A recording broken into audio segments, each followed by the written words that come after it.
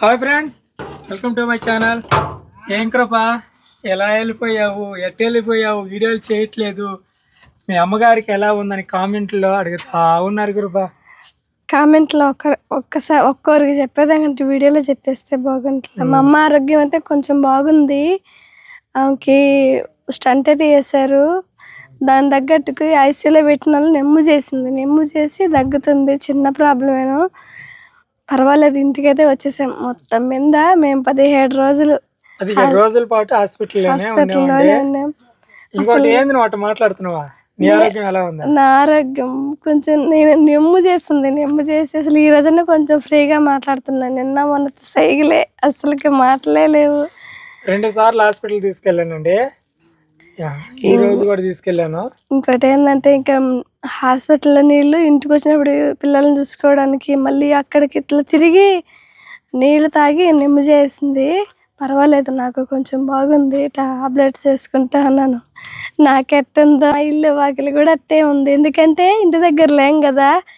ఒకవేళ ఒక 2 రోజులు ఇంటికి వచ్చినా అమ్మ వాళ్ళ ఇంటి దగ్గర ఉండి అక్కడ క్లీన్ చేసుకోవటం, అక్కడే ఉండిపోయినాం. ఇంటి దగ్గరకి అయితే అస్సలు రాలేదు. నేను రోజుల పాటు వదిలేసాను. నేను ఇంటి దగ్గర ఉంటే ఎప్పుడు ఏదో పని ఇంట్లో చేసుకుంటే ఇల్లు నీట్గా పెట్టుకుంటుంటా. అలాంటిది అసలు నాకు ఇల్లు ఉందా, వాకిలు ఉందని అది కూడా మర్చిపోయాను. అంటే అంతగా ఆలోచించి త్వరగా మా అమ్మ కోలుకొని ఇంటికి రావాలనే ఆలోచనతోనే ఉన్నా ఎక్కువగా. ఇంకోటి, హాస్పిటల్లో మా అమ్మని చేర్చిన దగ్గర నుంచి మన సబ్స్క్రైబర్స్ అక్క పేరు పావని అక్క అయితే చాలా మంచిగా అక్కడ హెల్ప్ చేశారు.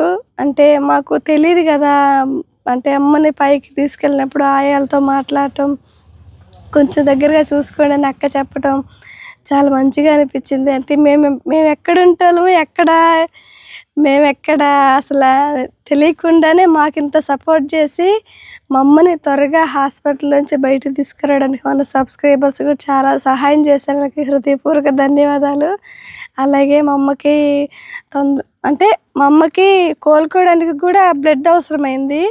బ్లడ్ ఇచ్చేదానికి అన్నోళ్ళు ముందుకు వచ్చారు. ఆల్రెడీ మా ఆయన చెప్పున్నాడు ఇలాగా బ్లడ్ ఇచ్చేదానికి. అందరికైతే హృదయపూర్వక ధన్యవాదాలు చెప్తున్నాను.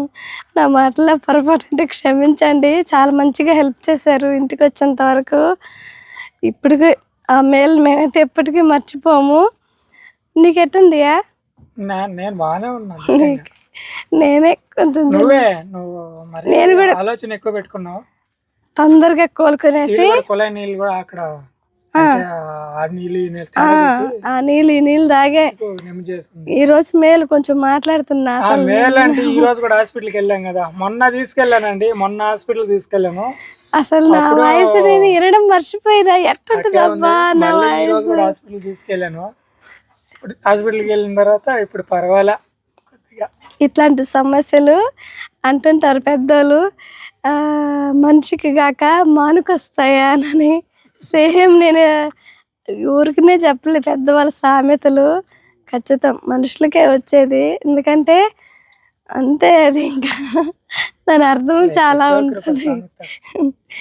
చాలా మంచిగా మీరు ఎలా ఉందని అడిగారు కాబట్టి మా అమ్మకైతే కొంచెం బాగుందండి. ఇంక నుంచి నేను కూడా కోలుకొని మా అమ్మకి మంచి చెడ్డ చూసుకుంటా, పిల్లల్ని చూసుకుంటా, మంచి మంచి ఎంటర్టైన్మెంట్ వీడియోస్తో మళ్ళీ ముందుకు వస్తూనే ఉంటాము. మమ్మల్ని ఇంతవరకు సపోర్ట్ చేసిన ప్రతి ఒక్కరి హృదయపూర్వక ధన్యవాదాలండి.